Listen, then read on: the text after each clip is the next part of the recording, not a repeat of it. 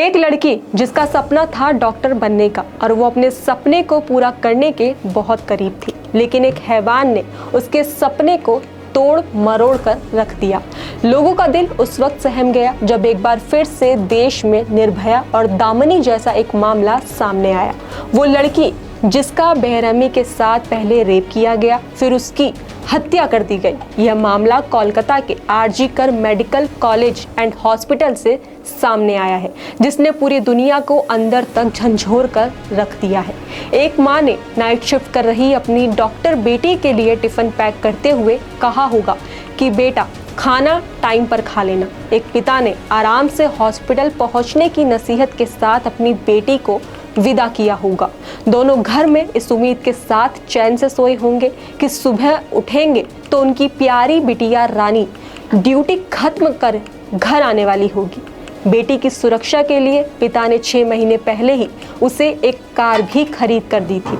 उस बच्ची की कुंडली में पता नहीं कौन कौन से योग रहे होंगे। उसने डॉक्टर बनने के लिए कितनी मेहनत की होगी, कितने सालों तक कठिन परीक्षाओं की तैयारी की होगी, कितना ट्रॉमा झेला होगा। उसके जन्म के समय जो भी संजोग बने होंगे, लेकिन उसकी मौत दर्दनाक थी और ऑटोप्सी रिपोर्ट तक सिमट कर रह गई। उसके साथ जो हुआ उसे हादसा नहीं कह सकते। जिसने भी उसे जीते जी मौत दी वो पूरे होश में था। वो डॉक्टर थी। पता नहीं कितने ही लोग उसे अपना भगवान मानते थे। उसे भगवान का दर्जा भी दिया, क्योंकि हमारे देश में जो डॉक्टर हैं उन्हें भगवान का दर्जा दिया जाता है। वो लोगों की जान बचाते हैं जिनकी जान बचाना असंभव होता है, लेकिन उसकी मौत हुई तो भी एक हैवान के हाथों। ये खौफनाक वारदात 8 से 9 अगस्त की रात की है, जब कोलकाता के राधा गोविंद कर मेडिकल कॉलेज से एक ट्रेनी डॉक्टर का अर्धनग्न शव मिला था। इस डॉक्टर की उम्र 31 साल की थी, जो उस दिन 3 और डॉक्टर के साथ नाइट ड्यूटी पर थी। इस दौरान जो आरोपी है संजय रॉय, वो वारदात वाली रात को कई बार हॉस्पिटल के अंदर आया और गया। ट्रेनी डॉक्टर जो अब हमारे बीच नहीं रही, वो जिन 2 डॉक्टर के साथ नाइट शिफ्ट पर थी, उनमें से 2 चेस्ट मेडिसिन डिपार्टमेंट थे, एक खुद ट्रेनी थी। एक कर्मचारी अस्पताल के हाउस स्टाफ से था। उस रात को इन सभी डॉक्टर्स और कर्मचारियों ने एक साथ बैठकर खाना खाया। इसके बाद महिला डॉक्टर रात को करीब 2 बजे सोने के लिए अस्पताल के सेमिनार हॉल में चली गई।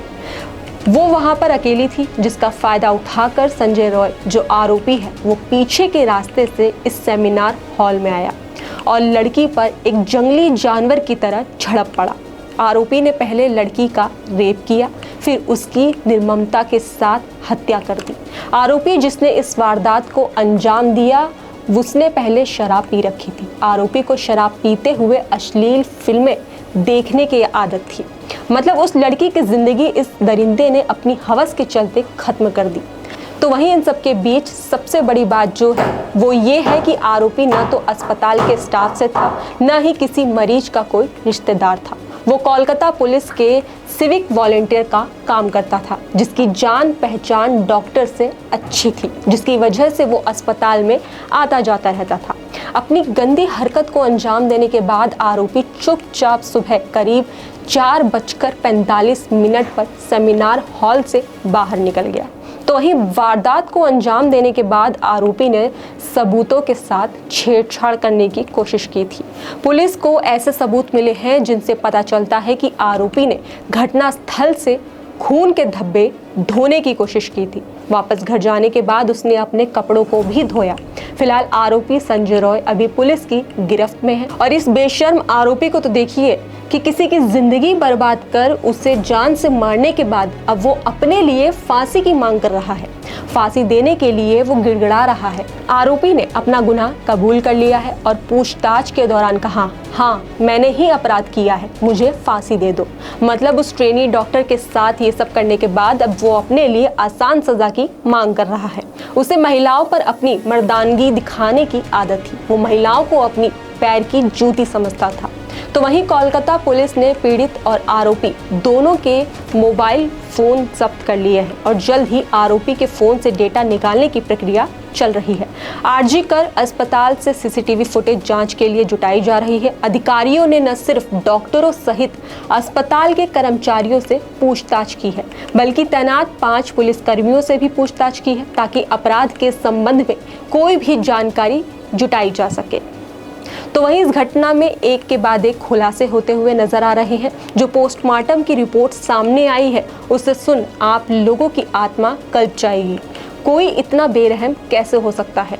जब पुलिस ने जांच की तो शुरुआती जांच में खुलासा हुआ कि ट्रेनी डॉक्टर जो है उसका पहले रेप किया गया, फिर उसकी बड़ी बेरहमी के साथ उसकी हत्या कर दी गई। जो पोस्टमार्टम रिपोर्ट है उसमें हत्या से पहले महिला डॉक्टर के साथ क्रूरतापूर्वक रेप किया गया। महिला डॉक्टर के जननांगों में 150 ग्राम सीमेन पाया गया। इससे ये साबित होता है कि 150 ग्राम सीमेन एक व्यक्ति का नहीं हो सकता। उसकी मौत सुबह करीब 3 से 5 बजे के बीच में हुई। बरामदगी के समय वह मृतक पाई गई। महिला डॉक्टर के नाखूनों में त्वचा और बाल पाए गए जो संदिग्धों के मेल खाते हैं। गला घोंटकर हत्या की गई, जहां अधिक दबाव के कारण उसकी कॉलर बोन तक टूट गई। एक क्रूर हमले से उसके चश्मे का कांच टूटा और वो उसकी आंखों में घुस गया, जिसकी वजह से उसकी आंखों में गहरी चोटें आई। पोस्टमार्टम में ये भी बताया गया है कि ट्रेनी डॉक्टर के सिर पर जो चोट लगी है, वो चोट आरोपी ने ट्रेनी डॉक्टर को जोर से दीवार पर मारा, जिसकी वजह से उसके सिर पर भी चोटें आई है। आरोपी ने डॉक्टर के प्राइवेट पार्टों में भी चोटें पहुंचाई हैं, जिसकी वजह से सुबह तक उसके निजी अंगों से खून बहता रहा। मतलब देख रहे हैं आप कि किस तरह से उस दरिंदे ने उस मासूम ट्रेनी के साथ कैसी हैवानियत की। अब जब ये घटना सामने आई है, तभी से देश में इसको लेकर लोगों में गुस्सा भरा हुआ है। एक बार फिर से महिला सुरक्षा जैसे मामलों में पुलिस या चूक को लेकर सवाल उठने लगे हैं। आखिर कब तक महिलाएं ऐसे दरिंदों का शिकार होती रहेंगी? क्योंकि यह घटना दामिनी और निर्भया जैसा मामला है। इस मामले को देख दुनिया भर के डॉक्टरों में गुस्सा भरा हुआ है, जिसके चलते वो लोग सड़कों पर उतर आए हैं। Federation of residents doctor association ने केंद्रीय स्वास्थ्य मंत्री जो है जेपी नड्डा को घटना को लेकर चिट्ठी लिखी है। उन्होंने कहा है कि 24 घंटे में एक्शन नहीं लिया गया तो मामला और बढ़ेगा, मेडिकल सेवाएं भी बंद कर दी जाएंगी। हुआ भी कुछ ऐसा ही। पूरे देश में लगातार 2 दिन से ओपीडी बंद रखने का ऐलान किया गया है। साथ ही साथ डॉक्टर्स रेप के बाद हत्या की सीबीआई जांच की मांग करी जा रही है। Federation of all India medical association ने भी कोलकाता में लेडी डॉक्टर के साथ हुई दरिंदगी के खिलाफ आज से ओपीडी सर्विस बंद करने का ऐलान कर दिया है। FAIMA ने एक्स पर पोस्ट शेयर करते हुए लिखा कि हम पूरे भारत में विरोध कर रहे हैं, डॉक्टरों के साथ खड़े हैं। हम पूरे देश के डॉक्टरों को आज से ही इस विरोध में शामिल होने की अपील करते हैं। वहीं मुंबई से लेकर अलीगढ़ और जयपुर में डॉक्टर प्रदर्शन कर रहे हैं। इंडियन मेडिकल एसोसिएशन ने स्वास्थ्य मंत्री से मिलने का समय मांगा है। दिल्ली में कल से ही डॉक्टर कार्य बहिष्कार पर हैं, जिसकी वजह से एम्स में सर्जरी के 80% केस नहीं लिए गए हैं। इन सभी डॉक्टरों ने पश्चिम बंगाल की मुख्यमंत्री ममता बनर्जी को, जो उनकी सरकार है बंगाल की, उनको 15 अगस्त तक का अल्टीमेटम दिया है। डॉक्टरों की मांग है कि 15 अगस्त तक इस मामले में सभी आरोपियों की गिरफ्तारी हो। इसके साथ ही केस की फेयर जांच के लिए इसे सीबीआई को सौंपा जाए। इतना ही नहीं, मृत लेडी डॉक्टर को इंसाफ मिलने के साथ ही डॉक्टरों की सुरक्षा के संबंध में कड़े कानून की मांग भी की जा रही है।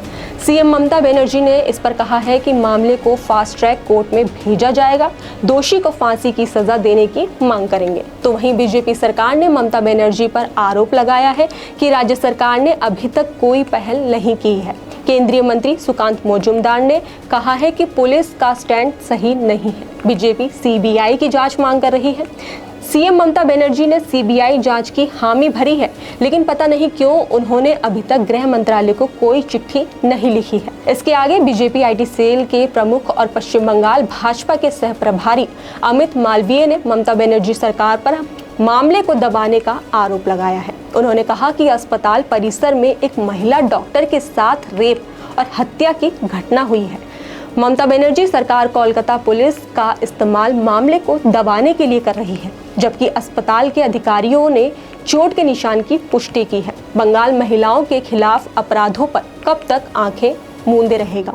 वहीं मुख्यमंत्री ममता बनर्जी ने मृतक महिला के माता पिता से फोन पर बात की है, उन्हें दोषियों के खिलाफ उचित कार्रवाई का आश्वासन दिया है। तो वहीं जिस देश में बेटियों को देवी की तरह पूजते हैं, वहीं उन्हें कुचल दिया जाता है, कभी पैदा होते ही, कभी शादी के बाद, तो कभी निर्भया और दामिनी और कोलकाता केस पीड़िता की तरह, जो लोग लड़कियों के कपड़ों और चरित्र पर सवाल उठाने से भी नहीं झिझकते हैं। आज मैं उनसे पूछना चाहूंगी कि हॉस्पिटल जैसी सार्वजनिक जगह पर भी ड्यूटी कर रही लड़की की क्या गलती थी?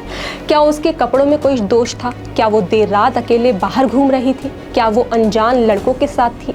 मैंने कहीं पढ़ा कि लड़की देर रात सेमिनार हॉल में अकेले क्यों थी? इसमें भी लोगों ने दोष ढूंढ लिया, लोगों ने अपने अकल के घोड़े भी दौड़ा लिए।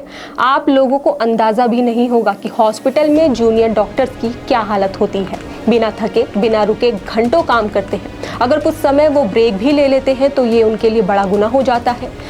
देखना अब यही बाकी है कि आरोपी को कब तक सजा मिलती है और लड़कियों की सुरक्षा के लिए सरकार क्या कदम उठाती है।